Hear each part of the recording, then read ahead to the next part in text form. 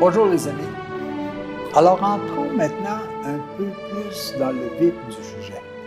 Les livres sacrés. Les livres sacrés, moi, c'est les livres qui sont inclus à l'intérieur de la Bible de Jérusalem. Ça n'empêche pas que nous avons énormément d'informations qui nous arrivent par d'autres voies, que ce soit des reportages, que ce soit des documents scientifiques, que ce soit peu importe. Mais il y a un étrange mélange des deux qui me permettent de répondre à mes questions. Ce que je vais faire maintenant, c'est qu'à partir de l'Évangile, pas l'Évangile, excusez, mais à partir de la Bible de Jérusalem, je vais vous présenter des étapes qui m'ont été utiles à comprendre une partie des réponses aux questions que je me posais. Qui je suis, d'où je viens, qu'est-ce que je fais ici, comment cela va-t-il se finir? Il y a une partie de la réponse qui provient du domaine de la science, mais il y a aussi une partie de la réponse qui provient du domaine du spirituel, de la foi en un monde de l'invisible.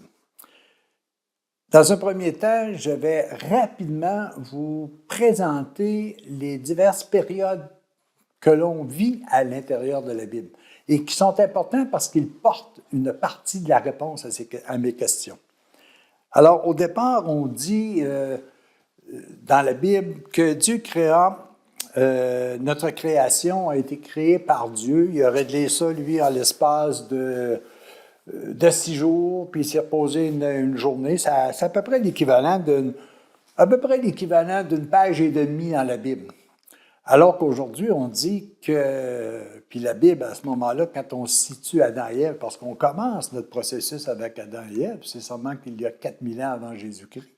Mais aujourd'hui, on parle de 15 milliards d'années. Alors, c'est nettement loin avant la venue d'Adam et Ève. Et la création s'est faite en 6 jours. Peut-être qu'on calcule un peu comme dans les Écritures. On dit que pour une journée de notre temps terrestre, ça équivaut à 1000 ans de la présence de Dieu. Donc, le temps, il est hors temps lorsqu'on parle de ça. Mais je pense que la science nous aide à déterminer, on vient peut-être pas mal plus loin qu'Adam et Ève. Première étape, c'est cette création-là qui, dans mon sens à moi, une partie de « Je suis Jacques » a été créée dans l'invisible. C'est ce qui met une connotation à une âme immortelle et à un esprit éternel. On reviendra plus tard sur cet aspect-là. Alors, on continue dans notre démarche et on se dit, bon, il y a eu évidemment cette période de l'invisible qui date de milliards d'années, si vous voulez, jusqu'au moment où notre ami Adam et Ève arrivent sur Terre, il y a à peu près 4000 ans avant Jésus-Christ. Comment est-il arrivé, notre ami Adam et Ève? Adam et Ève est arrivé sur Terre et on dit dans les Écritures que Dieu lui plaça de la poussière. Tu es poussière et cette poussière, tu retourneras en poussière. Ça veut dire qu'il a tout simplement habillé cet esprit immortel, cet esprit éternel, cette âme immortelle d'un vêtement pour que ceux et celles qui étaient déjà présents puissent véritablement le comprendre. Quand est-ce qu'il y a eu véritablement utilité dans la chair? C'est lorsqu'ils ont péché. Mais ça, c'est une autre étape qui est intéressante à regarder et qui m'a permis, moi, de comprendre cette double nationalité que j'avais. Cette nationalité qui est dans l'invisible et cette nationalité qui est visible et qui est venue par une chute.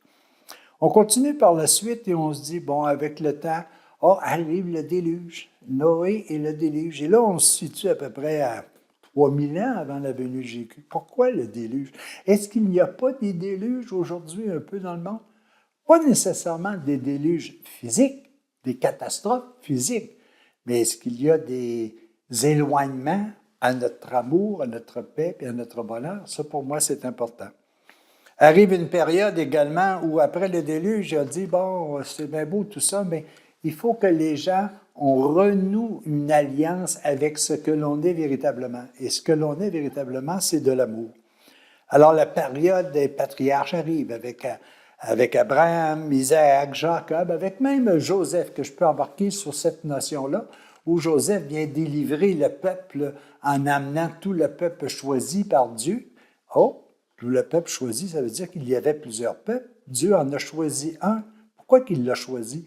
Il l'a choisi pour le former afin que ce peuple-là soit assez conscient que s'il envoie un messager par la suite, qui est Jésus, on soit capable au moins de comprendre, qu'on soit capable au moins d'enregistrer son enseignement pour pouvoir continuer.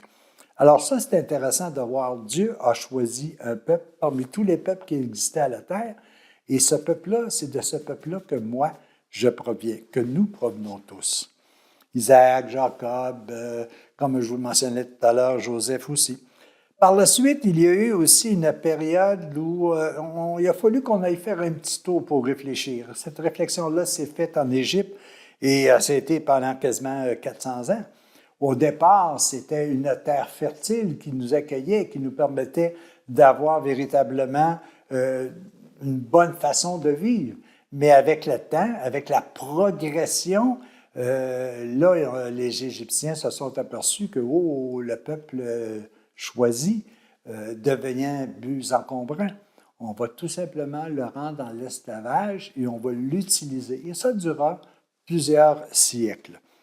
Évidemment, par la suite arrive tout simplement une personne qui va venir les délivrer. On parle de Moïse. Et Moïse arrive et il libère, si vous voulez, dans l'Exode, toute la notion, si vous voulez, de l'esclavage de l'Égypte vers une terre promise.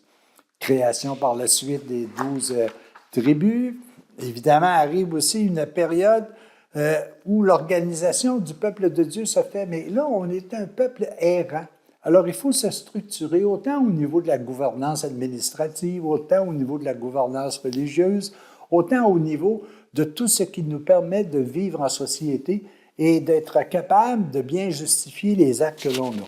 Et ça dure pendant quelques années. On a eu, après les juges, c'est les rois, parce qu'on a souhaité avoir des rois. Et on en a eu des rois. Mais on va vous dire que juste à regarder les Écritures, puis à essayer juste de lire les rois qu'on a eus, on en a eu une cinquantaine, puis finalement, chacun à tour de rôle disparaissent. On a eu les prophètes. Les prophètes, les autres venaient pour nous dire « Oh, peut-être pas.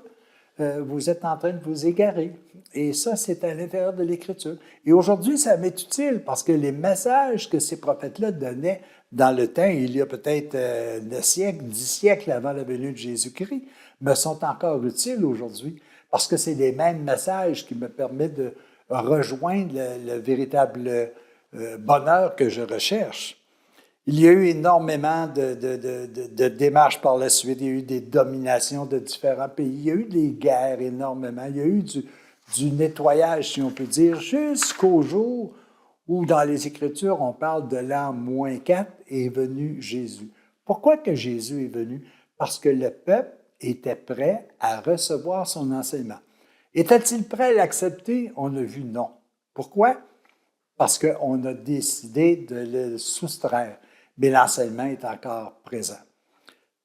Par la suite est arrivé ce que moi j'appelle les transmetteurs de la parole, les transmetteurs de l'espérance que Jésus nous a amenés.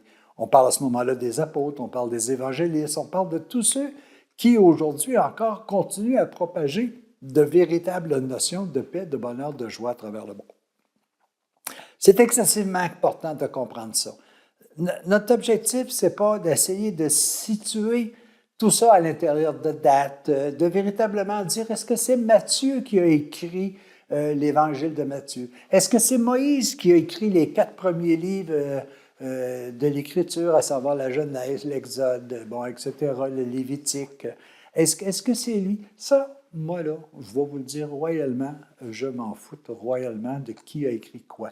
Mais ce qui a été écrit, et qui fait partie d'une expérience que moi j'ai vécue, que je m'aperçois qui est plausible dans un bonheur qui est de plus en plus agréable, présent à l'intérieur de moi, ça c'est important.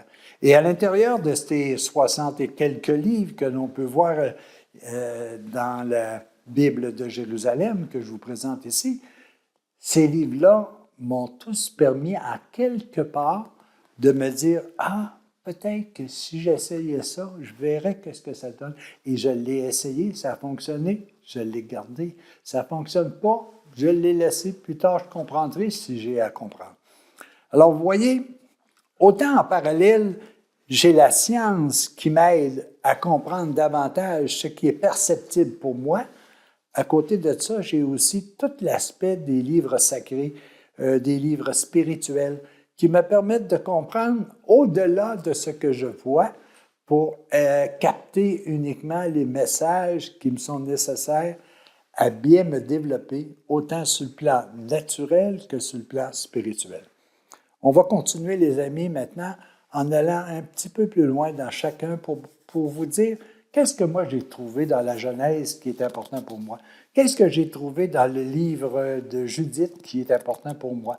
Est-ce que je suis capable, moi, de me dire tout simplement, à l'intérieur de ce livre-là, souvenons-nous de telle chose. À l'intérieur de ce livre-là, Dieu nous parle. Est-ce qu'on l'écoute? Et à l'intérieur de ce livre-là, est-ce que ça m'est utile aujourd'hui? Et voilà la démarche que nous allons entreprendre à l'intérieur des quelques livres que contient la Bible de Jérusalem. C'est un gros voyage, les amis. Et je ne vous demande pas là, de croire ça fermement. Tout ce que je vous demande, c'est ce qui m'a été utile, moi, à comprendre, essayez-le. Si ça vous est utile, bon, c'est parfait, on aura fait un cheminement ensemble. Sinon, laissez-le de côté, attendez plus tard, ça reviendra si ça doit revenir. Je vous quitte là-dessus, les amis. À la prochaine.